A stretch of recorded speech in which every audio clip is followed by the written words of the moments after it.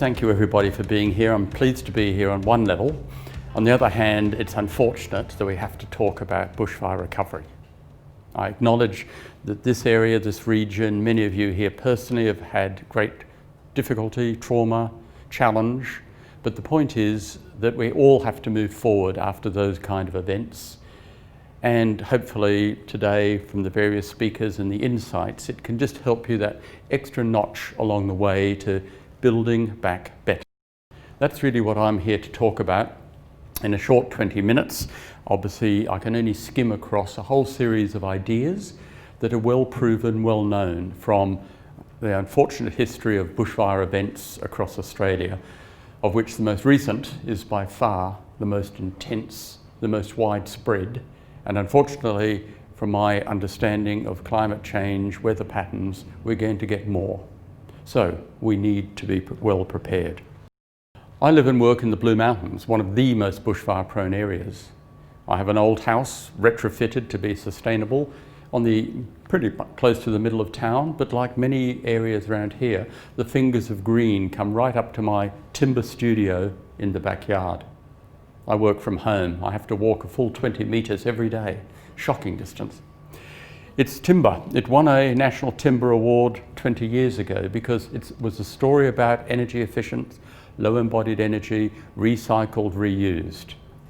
I won't go into that now, that's not what we're about, but it's worth noting that I use timbers. I used Radcon timbers from this area, Silvertop ash as my external cladding. I like the organic nature of the weatherboards. I used plywood. I used organic paints, not plasticized Dulux or commercial ones, but the paint which is made, it comes from Germany or Byron Bay, which is organic, which is low toxicity. There's a whole range of good products like that out there. And then inside I used every little bit of timber product, including packing case foam, the wood shavings from re-milling the timber, all got used in that building construction. So I've been doing this essentially for years, and of course I, like you, have had to learn more and more about bushfire design and bushfire resilience. After a fire like this, suddenly people get aware of what we all love to forget, insurance. Because history shows that typically 30, 40, even 50% have no insurance, and another 30% are underinsured. Fundamental difficulty if we're going to build back. I'm not going to talk about that, I'm not an expert on insurance, but the value of total replacement, in which case it's more of an open book about what the dollar cost is, compared to what many insurance companies want. They want a dollar value. And the fundamental quick point to make here, the only figures commonly available in terms of what is the extra if you have lost your home or have it substantially damaged and you're going to rebuild. This comes from AAMI Insurance Company. Bell low, not much. Bell 12.5 to 40, up to $56,000 extra. These figures are from 2016, so add a few percent. Now, it gets super expensive, and I'll explain more about Bell 40 and Flame Zone shortly. 19 to 73,000 or more. Flame Zone, $250,000 or more. So if you're thinking of a project home at 400,000 or 500,000, if you're in an unfortunate position of rebuilding in Flame Zone, you've just got to add another $250,000. It's huge. You can ask me questions about it later. I won't go into it immediately here and now, but it's just that fundamental that when we build back, the relaxed building regulations of former years do not apply. When you rebuild, you have to know about your BAL rating, and you have to understand that the regulations have already been upgraded, and following most states' inquiries or the national one, it is highly probable that the requirements will be raised again, which does directly affect building cost. There's no shortage of regulations, and unfortunately there's going to be more. Okay, the key ones is really to do with planning and construction. In Victoria, you've got your Bushfire Management Overlay, the BMO.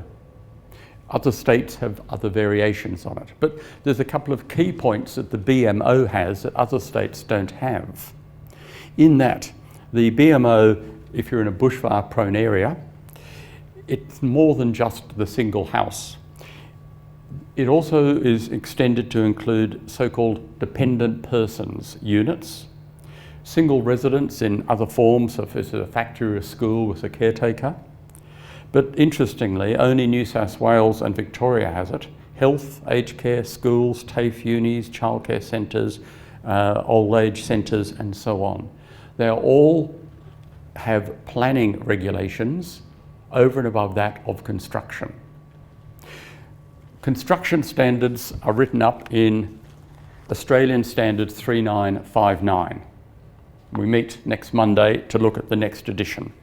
It is entirely based upon construction, the building side of it. So some states, the planning sets up your BAL level and what type of buildings, but right across Australia, AS 3959 is called up by the building code. So that is the one given. And it starts with understanding your BAL level, Bushfire Attack Level. That is the radiant heat per square metre. So it starts at a low level, I'll show you in a moment, and it builds up to flame zone, the most intense. But the BAL assessment, when you come to rebuild, is what has to happen up front. Because when you build or rebuild, if you're in a bushfire prone area, you have to convince the building authority, your local council or private certifier, you have to tell them what the BAL level is. And if you're wrong, or the certifier says, no, sorry, I don't agree, it'll be referred to the CFA, and 9 times out of 10, it'll be probably a notch higher. More onerous, better for safety, but distinctly more expensive. So you need to be aware of that. Now, the Forest and Wood Products Association has been very proactive. They have their own calculator online. So you can look at it yourself. It may not be the last word in accuracy because there are so many variables. And like most of the matters to do with bushfire building, you actually do need expert advice, 99% of the time.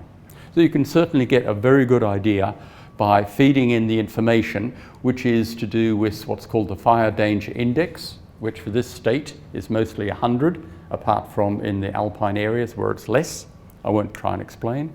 The slope under the vegetation, because the fire intensity is directly related to the slope and the nature of that bushland or vegetation, whatever kind it might be. So type of vegetation. There is about 25, if you like, standardized types in the Australian standard, but it varies. Queensland has gone alone. They have 119 vegetation types. And this is why what is meant to be national is fragmenting more and more into different state approaches, although the way to do it is still the same. So the fundamental metric after all of that is, what is your separation distance? What is the defendable space between the edge of the classified bushland or classified vegetation and the slope and the edge of your building? And that magic number totally then will feed back into the BAL level. And bear in mind that just a few meters difference can make a $20,000 or $50,000 difference in your building or rebuilding cost. So you don't design your house, plonk it on the land and then say, oops, it's too expensive. You need to start with the BAL level and then look again at how you can reduce your fire risk and most particularly reduce your costs. So a simple diagram just explaining what John has already alluded to. BAL low is when there is some minor bushfire risk, and that of course can be in the middle of town because of the embers. It's not significant when it comes to bushfire building or rebuilding. BAL 12.5 kilowatts of square metre heat straight at the side of the building, hopefully not straight at you, because it would only take 12.5 and you're going to be fried to a crisp within what, 30 seconds? If you don't have protective gear, you're not set up for it. That's why we need to shelter. What gets important is when you get to BAL 19 and BAL 29. Most conventional houses can survive BAL 19 and BAL 29 without major modifications. It depends very much on the separation distance, the safety between the bushland and the house. Because remember, we're talking here, radiant heat. You're going to get embers all over the place. 80% of house losses come from embers. So going back a decade or two, the mantra was people save houses and houses save people. No longer, not with these fires. They are so much more intense than ever before in heat, severity, speed and the like. So it is BAL 40 and BAL flame zone where everything comes together. BAL flame zone, there is no standard deemed to satisfy. If you have a house, whatever kind, and you have to submit and you say you're BAL flame zone, as my studio now is, then you cannot put in a standard response. It needs a fire engineering response, and the likelihood is that you will be strongly deterred or in some states prevented from building in such an area. All states, including Victoria, now wants people to be BAL 29 or less. The pressure is on not to allow building or rebuilding past BAL 29.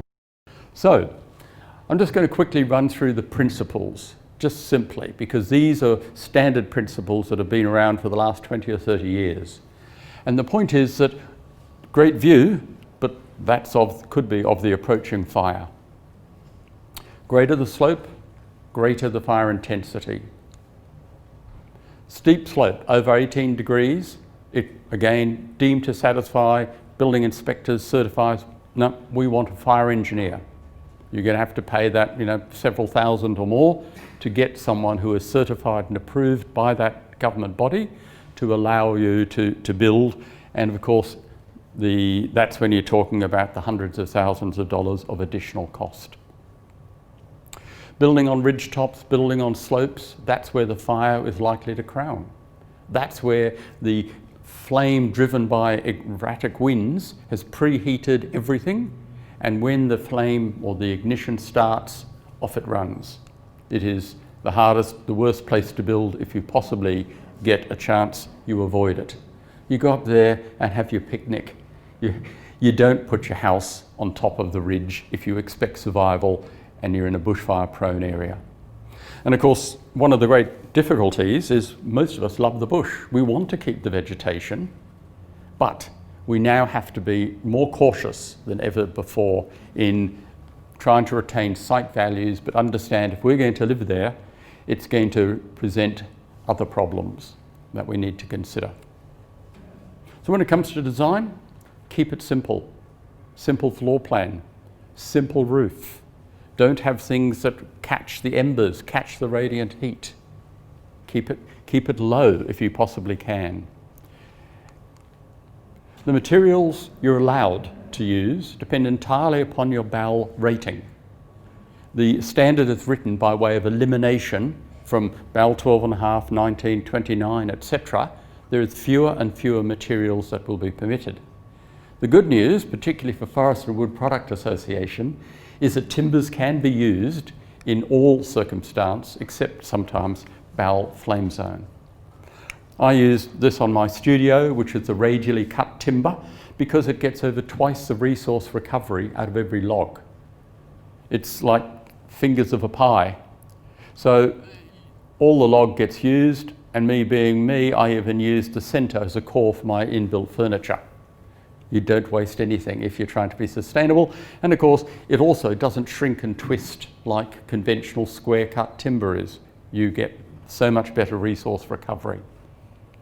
And the timbers to use, written into the standard, which is this local government and every other, is the hardwoods: blackbutt, spotted gum, turpentine, silvertop ash, which is what that is, red ironbark. They're the best. You can also use Quila or Merbau, a rainforest imported timber. The other list is extensive of species that are permitted once you get to the lower BALs. Don't have time to go into that now. So the wall construction. Now it can be timber framed, conventional stud work, obviously low cost, depending upon how you line it. The bottom 400 millimetres off the ground is at most risk from embers catching. particularly if you're foolish enough to put the mulch running right up to it. So the regulations are different from the lowest 400 millimetres to then up the rest of the wall. Be aware of that. If you're, for example, using timber, you might want brick or steel, corrugated metal for the lowest part, and then use timber above. Obviously, non-combustible works, but it's always in the detail. Vents, weep holes. The Australian standard says gaps of any kind, no more than 2 millimetres. Windows and glazed doors are typically the weak point on standard house construction. And of course, toughened or special glass. You can get ceramic glasses which are not actually technically glass, but of course is clear. You can now get what's called intumescent glass, and that is 2 layers of glass with a plastic interlayer which at a certain temperature goes foggy, misty, but it becomes not fully liquid, but it becomes moist and stops the heat transferring. Little technicality, I was told only recently, oh yes, but it changes at about 60, 70, 80 degrees. If the fire front hasn't licked the place, your insurance won't cover you for those windows which will need total replacement. And now these kind of windows are $3,000 a square metre or more.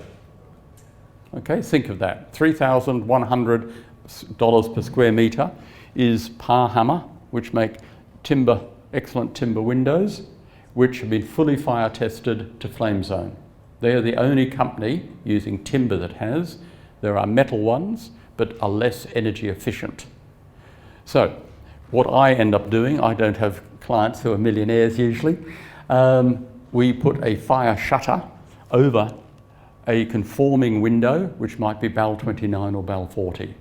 So we might pay $900 a square metre or some such for a double glazed good quality window, and then pay $1,000 or more per square metre for a shutter that comes down and protects. Either the roller shutter, aluminium no longer permitted. There's only a few imported, or companies that import from Germany. It's stainless steel, but it does the job. But of course it's a fairly big head box. I try and hide it in the eave. There's a company that does these kind of Swiss chalet style, very efficient, pretty ugly to my mind. I'm an architect. And also covering awkward shaped windows. You can't do it. But highly effective, and they work in the extreme situations. There are now 2 companies that are doing fabric shutters, which are actually a very fine stainless steel covered, and of course that's a small head box. And they've had problems, which is a word of warning to the wise, that on their websites, both companies said, we are BAL flame zone compliant. I designed to it, submit, my local government says no, because there was then the argument about which fire test has precedent. At the end of the day, it didn't meet the specific bushfire fire test and therefore wasn't permitted in Blue Mountains. Yet, other places it was. It's unfortunately a bit of a luck of the draw. But the 2 companies concerned are in fact getting them fire tested this very moment. Key point, don't put your rubbish under the house. People forget. You have to enclose down below, irrespective of what you build above. Think about the posts, think about everything that is down low, which could be burnable, flammable, because in these kind of fires, they will burn. Decks and verandas are interestingly a problem, because yes, you can use particular timbers. Again, look at your hardwoods, but you can also get caught up in the detail because there is a different requirement if the underside is below 400 millimetres off ground compared to if it's a higher one. But again, be sensible. Think about how flame, if you're in a bad fire, or embers will fester in corners, re-entrant corners, burn the doormat, and then if no one's there, the whole house goes. I personally would never put a tiled roof in a high or extreme bushfire area, but they are permitted because they're totally relying on the sarking behind for fireproofing. Because if you remember that we've got extreme winds, gaps no more than 2 millimetres, every tile in those wind is going to move, and likely, apart from needing to tie down every single tile, they are likely to allow embers to get in. personally wouldn't take the chance. So Bell, I often use Velux roof windows to get natural light and ventilation in back rooms. They're approved up to BAL 40. I've had all kinds of problems with the flame zone rebuilding. Don't have time until. Landscaping's been mentioned, and the CFA has produced the best information in Australia, landscaping for bushfire. On the line, free, and it has the fire-wise planting lists, which looks quite rightly at what are the characteristics that make some plants more susceptible and some more sustainable in a bad bushfire situation. So an excellent product. Every state should have one.